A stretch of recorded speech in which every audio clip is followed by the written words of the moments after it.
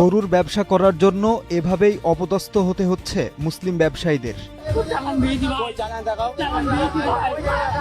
বর্তমান সময়ে পৃথিবীতে যদি নিকৃষ্টতম কোনো দেশ থাকে তাহলে 1 নম্বরে আছে ইসরায়েল আর 2 নম্বরে আছে ভারত।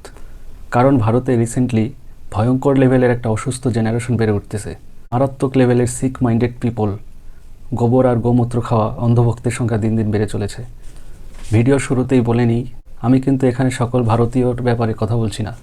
আমি শুধু ওই সকল অন্ধভক্তদের নিয়ে কথা বলতেছি যারা নর্মাল খাবার রেখে গোবর আর গোমূত্র খায়, যারা ধর্মরক্ষার নামে জয় শ্রীরাম স্লোগান দিয়ে সন্ত্রাসবাদী কার্যক্রম করে বেড়ায়, মানুষের উপর অত্যাচার নির্যাতন করে, গোরক্ষার নামে রাস্তাঘাটে গরুর গাড়ি আটকে গরু ছিনতাই করে ডাকাতি করে, বলে যে গরু নাকি তাদের মা, গরু তাদের ধর্মের একটি গুরুত্বপূর্ণ প্রাণী, এই জন্য গরুকে রক্ষা করতে হবে। আর এই গোরক্ষার নামে এরা রাস্তাঘাটে মানুষের গরুর গাড়ি আটকে ডাকাতি করে। মনে হয় যে ব্যবসায়ীরা গরুগুলোকে টাকা দিয়ে কিনে আনেনি, ওগুলো মনে হয় চুরি করে এনেছে, না হলে কোথাও থেকে ডাকাতি করে আনছে। তোদের বাপ দাদারা যে গরুগুলো টাকা দিয়ে এদের কাছে বিক্রি করছে, এরা টাকা দিয়ে কিনে নিয়ে আসছে, সেখানে তোরা কোন চেটের বল যে এদেরকে আটকাবি? আটকাতেই যদি পারিস তাহলে তোর বাপ দাদাদেরকে যে আটকা, যারা গরুগুলোকে টাকা দিয়ে বিক্রি করে।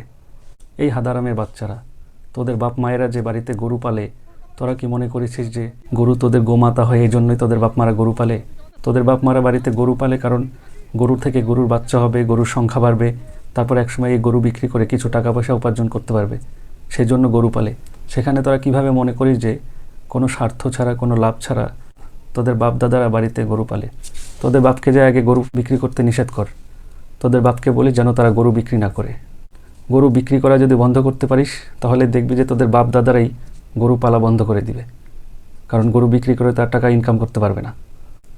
আর তোদের বড় বড় যে বাপগুলো আছে, বড় বড় যে বিজেপির নেতাগুলো আছে, বড় বড় বাপগুলো যারা মধ্যপ্রাচ্য আর পশ্চিমা দেশগুলোতে গরুর মাংস রপ্তানি করে বিপুল পরিমাণ টাকা উপার্জন করতেছে, পারলে তাদের গিয়ে ঠেকা।